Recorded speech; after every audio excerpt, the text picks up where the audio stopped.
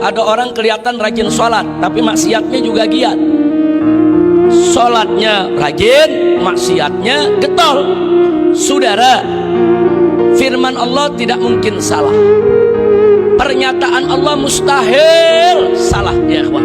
Kalau Allah sudah menyatakan sholat itu adalah benteng dari perbuatan keji dan munkar, mencegah dari perbuatan keji dan munkar, pasti sholat itu akan mencegah seseorang dari perbuatan keji dan munkar.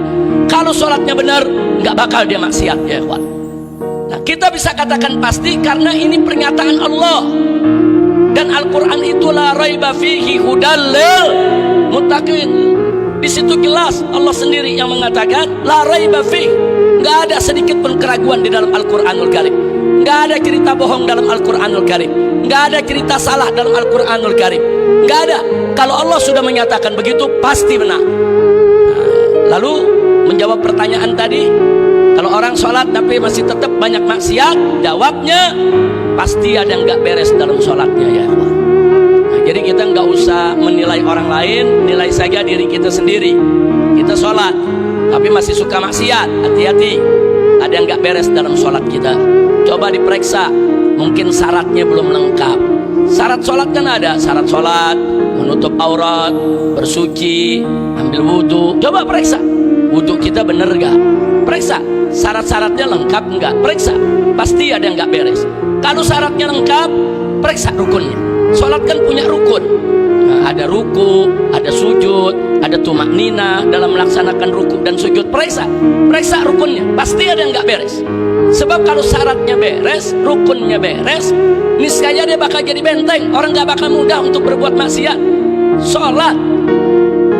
Nah, kalau dia periksa syaratnya bagus, kemudian dia yakin rukunnya juga bagus, ya coba periksa niatnya, ikhlas gak dia sholat. Periksa, jangan-jangan niatnya gak ikhlas. Kalau niatnya gak ikhlas, pantas sholatnya tidak menjadi benteng daripada kemaksiatan. Periksa, oh kalau niatnya dia yakin ikhlas untuk Allah subhanahu wa ta'ala, ya coba periksa khusyuk gak dia melaksanakan sholatnya.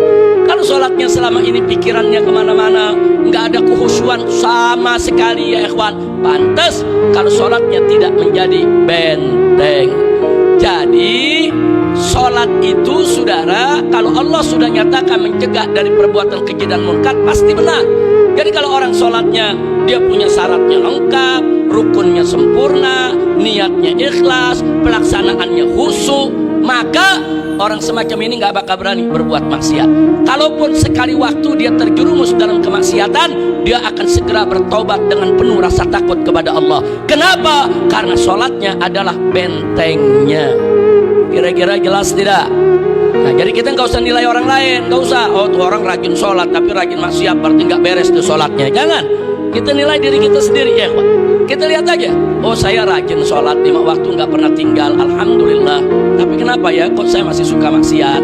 Kok saya masih suka berbuat munkar? Kenapa ya? Kok saya masih suka langgar-langgar syariat?